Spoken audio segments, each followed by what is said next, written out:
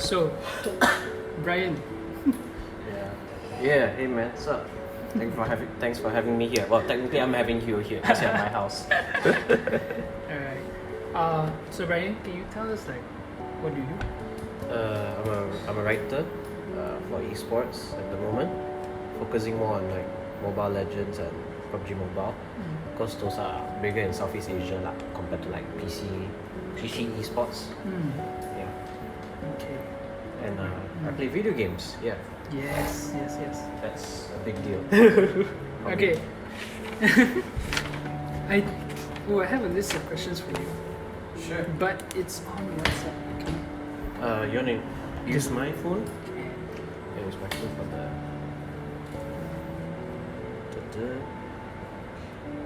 Okay, here you go. The password is 000 if it goes up. Oh, okay. Or you have to have your password. Okay. It's okay, I won't have this phone for long anyway. Alright. So we talk about games. So I mean, according to my question, what game was the biggest impact to you, and in what way did it impact you? I guess there was in terms of impact, there's a lot of games with different kinds of impact. You have your more technical side, like gameplay, you can actually do this for a game, let's say a game like Dying Light. Have you heard of that game? Yeah.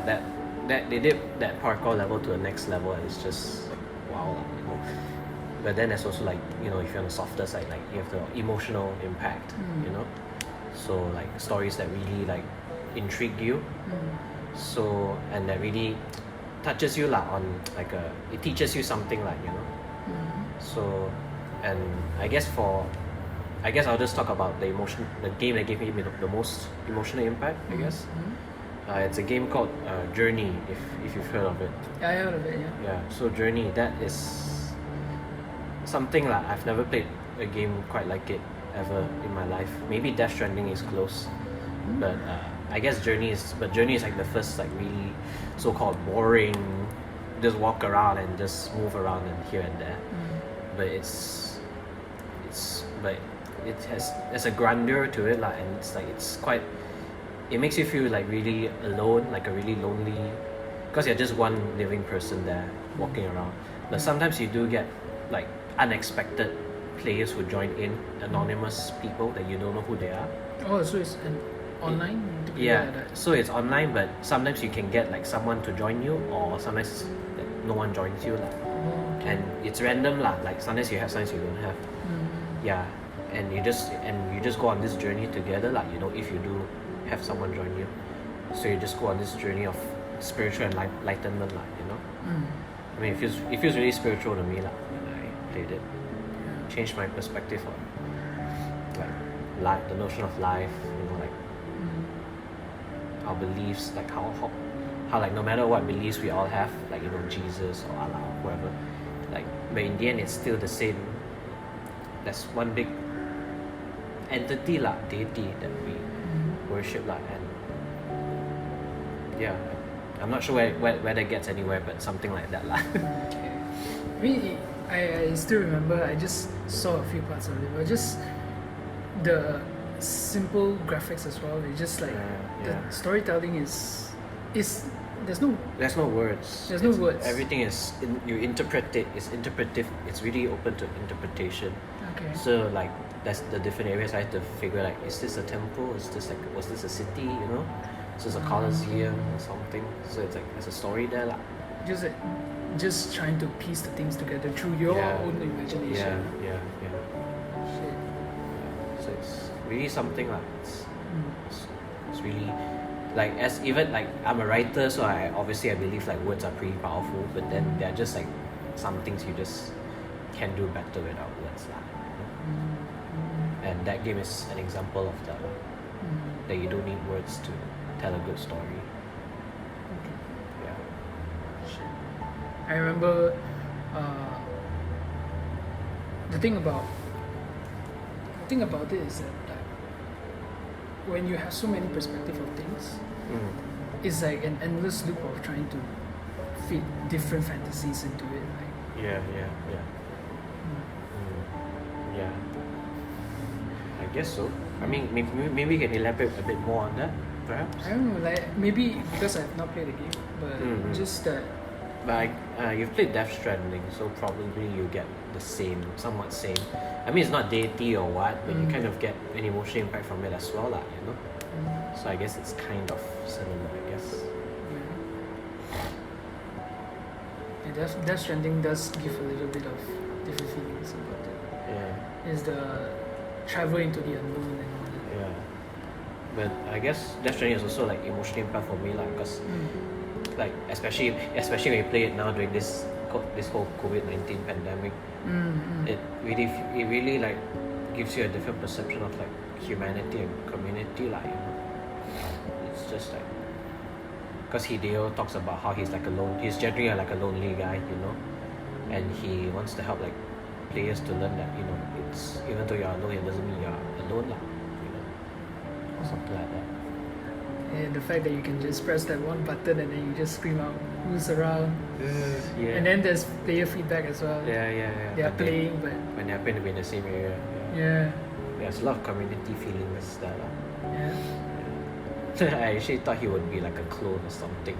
That explains why there are so many Sams, you know what I mean? Yeah. So I thought he's like a clone, but apparently not. So, spoiler alert. Parallel universe sort of. Yeah, Sort of shit. Yeah. Okay, that bit doesn't make sense in the real world, but it's okay. It's just Yeah, it's so nice though, because when you walk around, so the whole point of Death Stranding is to just travel. yeah.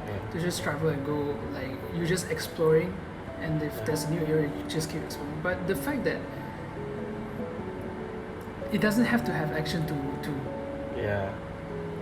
tell that story of just exploring, Yeah. right? Yeah. Just kind of different feeling. Yeah, just letting you explore lah. Yeah, it's such a unique thing. Huh? It's such a unique thing. It's like our hunter-gatherer kind of Yeah. people that we have to go and explore to.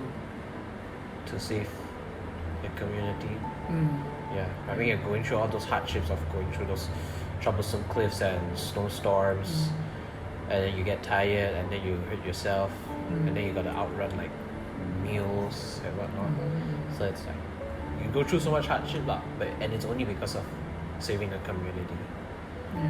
How do you feel like when you kept thinking that part of your journey is to connect the chiral networks, right? Yeah. To unite the nation lah.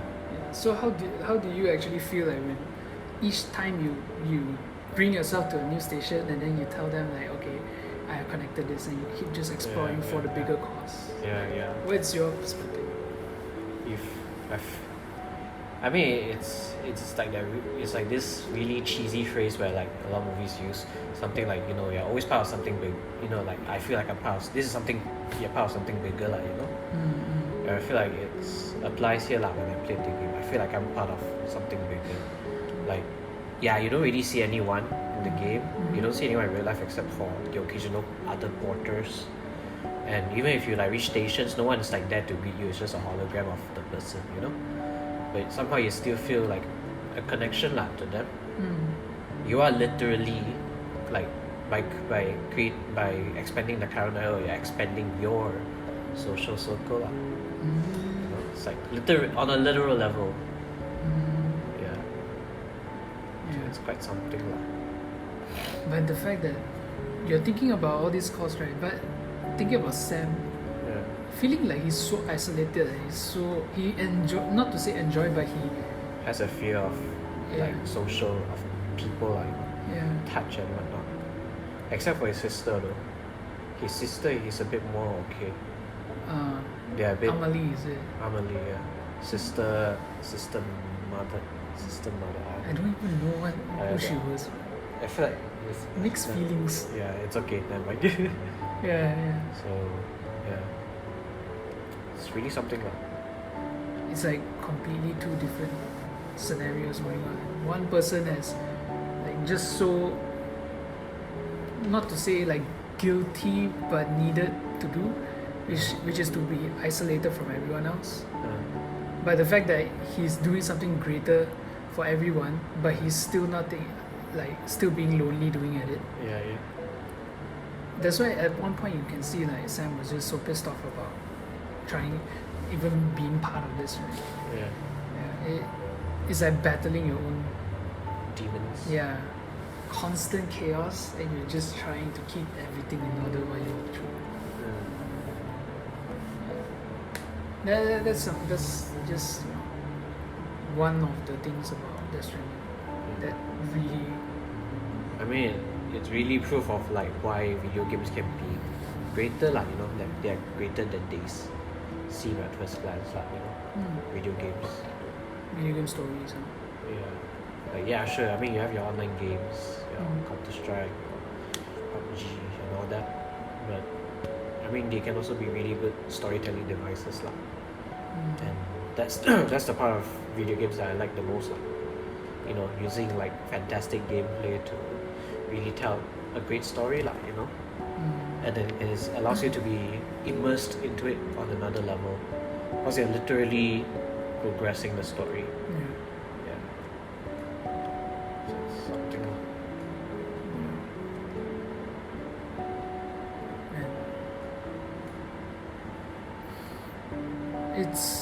Have you always been drawn to all this? How do you say this? Kind of stories. Like, what's your reason to be so invested in story-driven games compared to any other shooter? I guess it's more like it's the emotional impact that they can give, lah. The lessons that they can teach you or remind you, or like how it's like how other people relate to like songs or movies or books, or characters. It's because they feel like they can relate to what it's saying, like, and it's the same way why I think that why I'm such a big fan of like video games that tell stories, like. I think it's really something else. Do you feel like it was an escape also? It's definitely an escape as well to another universe, like. Because like for every game that you play, you're in a different universe. So it's a lot of different perspectives, lah. I think that I see the beauty of gaming because of that. I really do have some games that I can relate to, But then it's just that story-driven video games teaches you a whole lot of lessons.